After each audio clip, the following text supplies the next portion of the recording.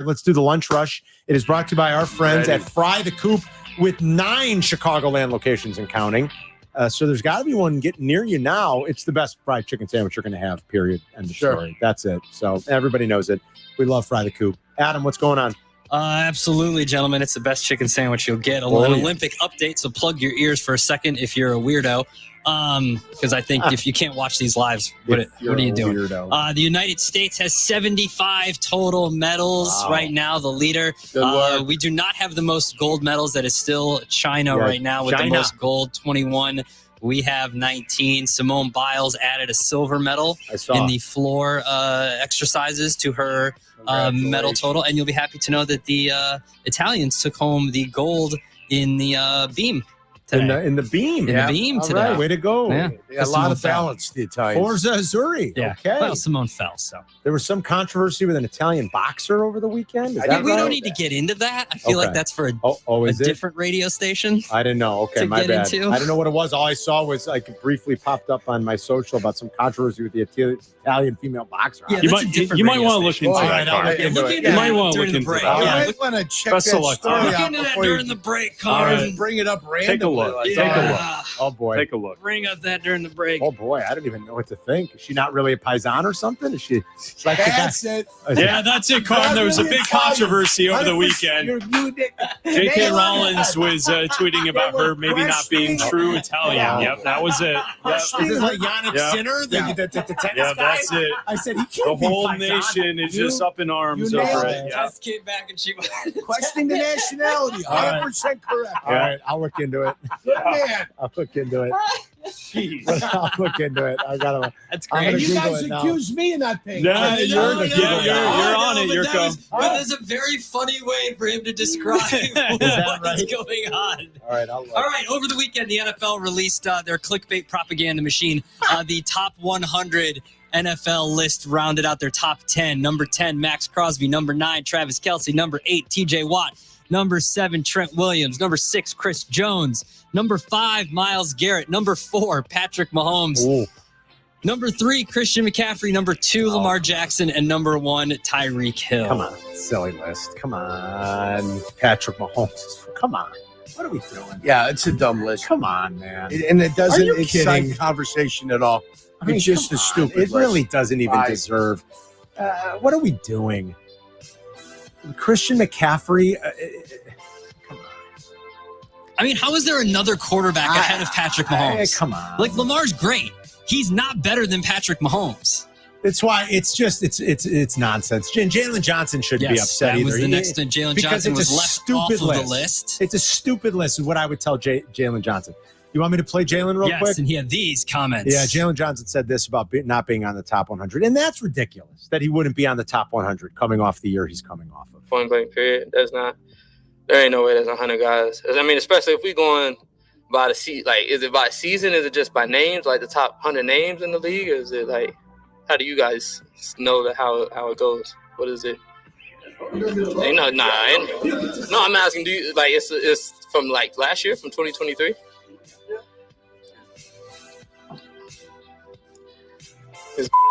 There ain't no way. I don't know how you make Pro Bowl, All Pro, and you're not a top 100 guy.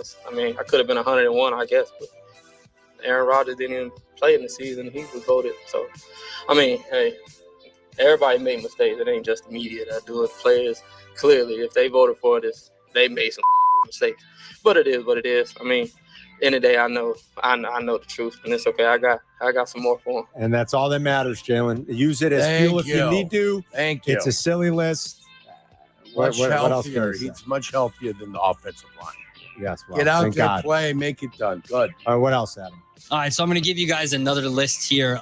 This is from CBS and Will it's better than the last one. It is. Well, this is more of opinion-based from you guys. I want to get your take on this. Okay. So just under 7 teams that were in the playoffs missed the playoffs. Like there's usually about a 7-team change. We see an average of 7, right? 6.7 new teams. Half the playoffs. About half the teams. Yeah, it's half the playoffs. Yeah. So let's look at some teams here that he believes that made the playoffs that will then now miss the playoffs this year and see if you agree. Right. The Cleveland Browns.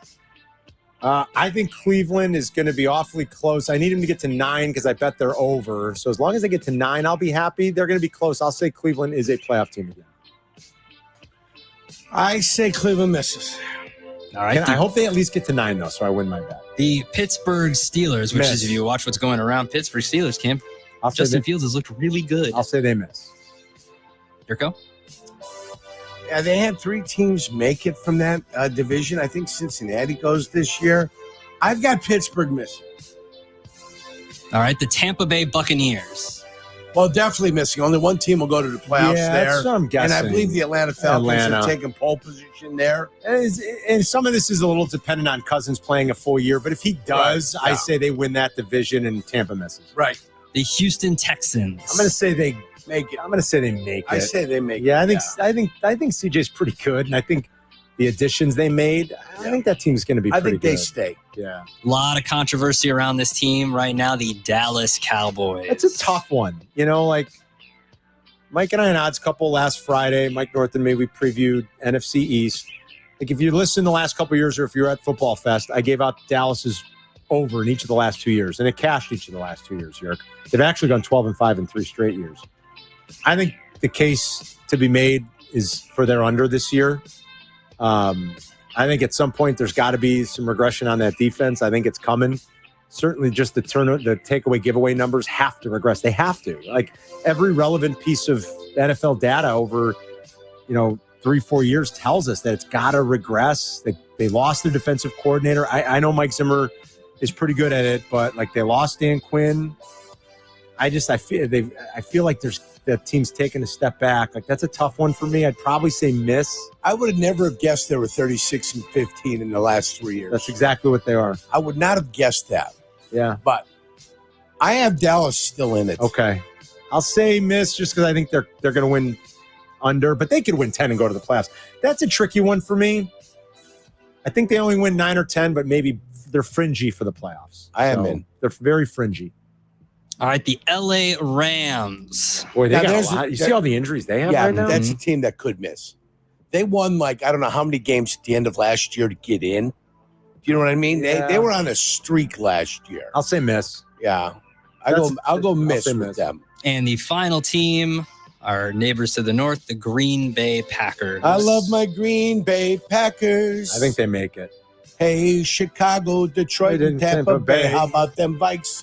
I think Green Bay stays in. I've got 3 teams from the NFC North making it in. That'd be awesome.